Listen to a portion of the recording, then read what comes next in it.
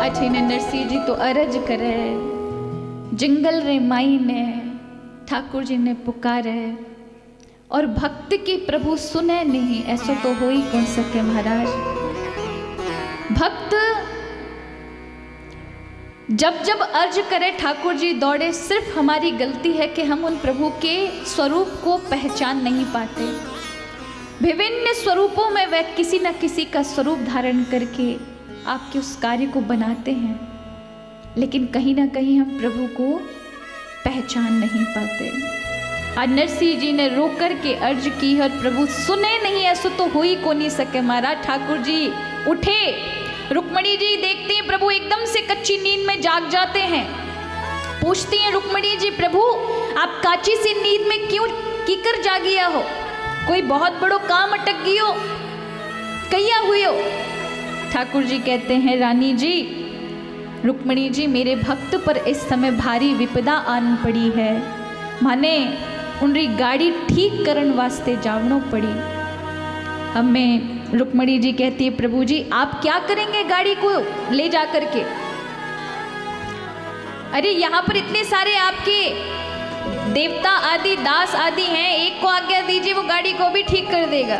ठाकुर जी कहते हैं, दुनियादारी गाड़ी खराब हो जावे तुम्हारे पार्षद और देवता ठीक कर सके, पर अठिने तो मारे भगतरी गाड़ी अटक्योड़ी है। वो भगत जो मारे लिए पूरा जीवन लगा देवे, मारी सेवा करे, उनरे लिए तो माने ही जानो पड़ी। रुक्मणी जी मैं ही जाऊंला, याद रखिए। जी हाँ,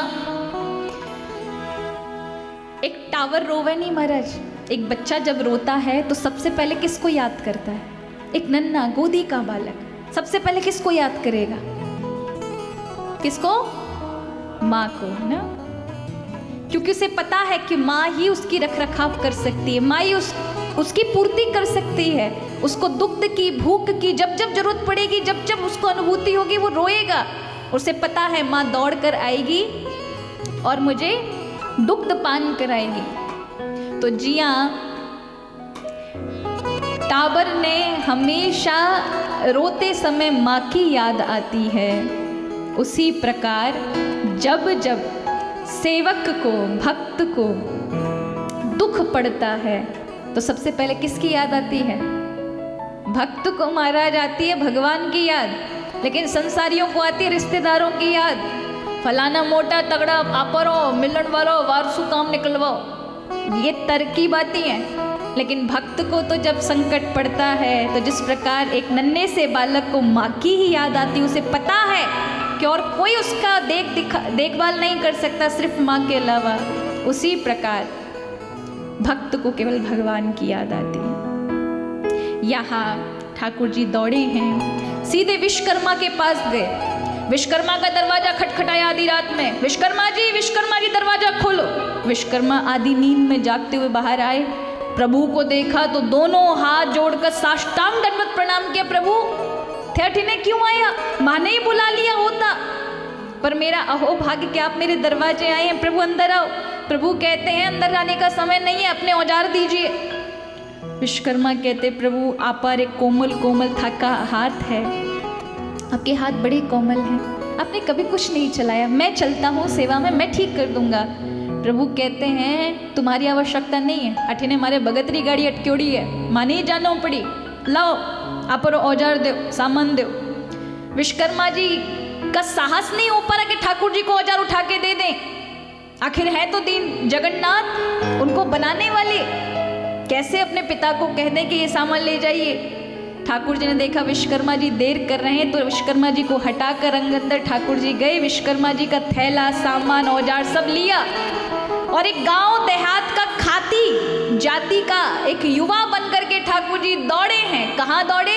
जूनागढ़ के उस वियावान जंगल माते जठे नरसिंह जी 16 सूर्या के साथ अकेलो बैठ मारा ठाकुर जी रो अर्ज कर रही हो तो, और बैठे ठाकुर जी मोटियार, मोटियार माने जवान आदमी, जवान लड़का युवा बनकर के ठाकुर जी खाती की यानी बड़ई बनकर के ठाकुर जी पीछे से आवाज लगाते हुए उस वियावान जंगल में आधी रात को 12 बजे आवाज लगाते हैं, अरे भक्तों उबारियो, अरे भक्तों गाड़ी ने रोको रोको रोको।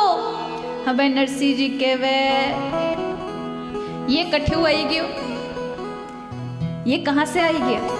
हमें ध्यानदास जी कहवे नरसिंह जी माने हिंदी हिंदी आवाज आवे, कोई मोटियार आई रही है। सूरदास जी कहते हैं नरसिंह जी मुझे ऐसा लग रहा है कि कोई मिनक आ रहा है, कोई आदमी आ रहा है, जवान आदमी आ रहा है। नरसिंह जी कहते तुम्हें कैसे पता चला, तुम तो अंधे हो। बोले नरसिंह जी अठीरी फुट्योड़ी है पर ये री नहीं फुट्योड़ी, हृदय की नहीं फुट्योड़ी, माने अनुभव हो रही हो कोई आ रही हो है। नरसिंह जी कह रहे हैं कि आ रही हो तो आन दो। बोले नहीं नहीं आप मायरो लेर जाई तो अपना मायरा चुरा लेगा, इसलिए देखभाल करो। नरसिंह जी कहवे घणो पड़ियो मायरो, इन्हें कोई चुरा लेवा। अठीने तो ठाकुर जी दौड़ता दौड़ता पहुंच ही गया और हाको पड़े और कहवे इतना सारा साधु संत आंध्या तो दिखो ही हो, सूरदास तो दिखो ही, पर बैरा भी बहुत तो कप्पू हाको पाड़ रही हूँ, चिल्ला रही हूँ, रोको गाड़ी रोको, पर थे तो रोक ही नहीं रिया। नरसिंह जी कहवे मोटियार अटीने आंध्या जरूर है पर बैरा की को नहीं, सबने ठा पड़ रही है, तू आई रही हो है, अब बता काम कही है। ठाकुर जी कहवे काम कुछ नहीं है, थोड़ी सी गाड़ी माते माने भी जगह दे दो, मैं भी थारे साथ चालू ला।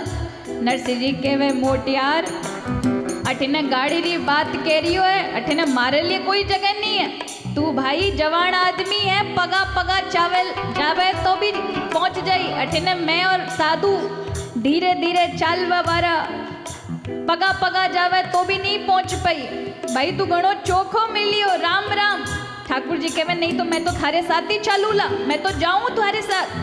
नरसिंह जी कहवे देख भाई तू ये समझ कर हमारे पास आया हो कि हमारे पास कोई बिस्तर ने रजाई ने गद्दे होंगे, यहाँ कुछ भी नहीं है, ठंड में मर जाएगा, इसलिए जा जल्दी जल्दी पगा पगा चाले ला तो ही पहुंच जाई। हमें सूरदास जी कहवे ओ नरसिंह जी अठीने आओ, इधर आओ, ये मोटे जवान आदमी को अपने मुंह मत लगाओ, इन्हें मुंह चढ़ावेला तो ये माते चढ़ जाई, आपरो तुम्बो तुम्बी मायरो लेर गयो तो। नरसिंह जी कहवे अरे तुम्बा तुम्बड़ी रो ये मोटियार कई करसी। बोले नरसिंह जी इतना सारो मायरो पड़ियो है, इरो की भरोसा नहीं, आपरो एक तारो तोड़ दे, ठाकुर जी ने लेर जाई, इन्हें दूर करो। ठाकुर जी देखते हैं संत नरसिंह जी को समझा रहे हैं और कह रहे हैं इस मोटे जवान आदमी को अपने यहाँ से भगा दो, अपना मायरा ले जाएगा, इसका क्या पता कोई चोर उचक्का हो। ठाकुर जी कहते हैं ये संत सिखा रहे हैं नरसिंह जी को। ठाकुर जी कहते हैं नरसिंह जी इन संताड़ी बातों में मत आओ, मैं थारो की काम नहीं बिगाड़ूला, मैं कोई काम नहीं बिगाड़ूंगा। ठाकुर जी कहते हैं कि थे मारी बात तो मानो। नरसिंह जी कहवे भाई माने पता तू कोई काम नहीं बिगाड़ेला, पर एक बात ये बता, इतनी जंगल रो रास्तो ठंड रो दिन चाल रही हो है, जंगल रो रास्तो है, रात रो समय है, तू अठीने जंगल माते की कराया और थाने कठे जावड़ो है। इतना सुनते ही ठाकुर जी कहते हैं मने नगर अंजार जावड़ो है। नरसिंह जी कहवे ये तो मारे लारे ही पड़ गयो, मारे पीछे ही चल है, आपा ने भी नगर अंजार जावड़ो है, पर भैया तू नगर अंजार क्यों जा रही है, कई काम है बठे।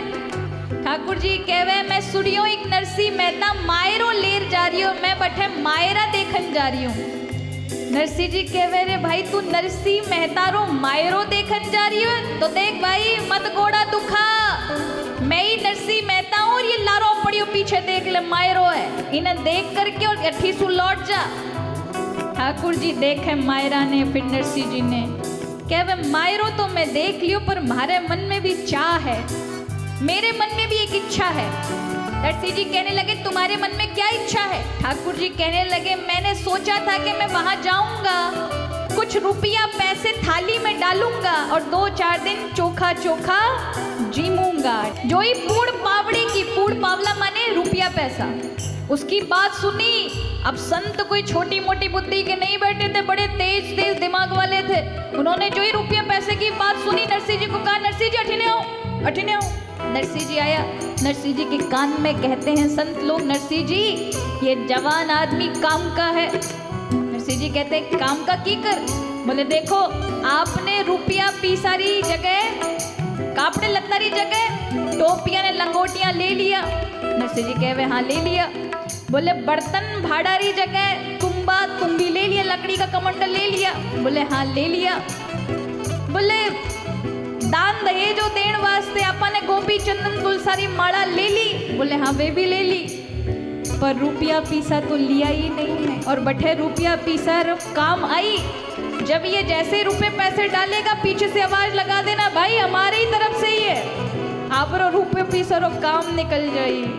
और महाराज नरसिंह जी आते ठाकुर जी के पास, कहते हैं भाई थारी रुपया पीसारी बात तो जचगी माने, पर कया करा अठिने गाड़ी टूटी है, गाड़ी चाले तभी तो नगर अंजार पहुंच जाई। ठाकुर जी के में गाड़ी टूटी है तो फिर माने क्यों नहीं बताया, मैं तो खातिर ही जात रू, मारो तो यू ही काम है, अभी ठीक कर दूं। और ठाकुर जी ने क्या किया, तुरंत झोले में से औजार निकाले और गाड़ी को ठीक करने के लिए जो ही ठोका पीटी की, अठिने ठाकुर जी ने जो ही गाड़ी सिर्फ हाथ लगाया, गाड़ी महाराज एकदम जोरदार होगी, एकदम नई हो गई। ऐसा समझिए जैसे अभी अभी कोई नई गाड़ी को शोरूम से निकाल कर लेकर आता है, एकदम वैसी हो गई गाड़ी।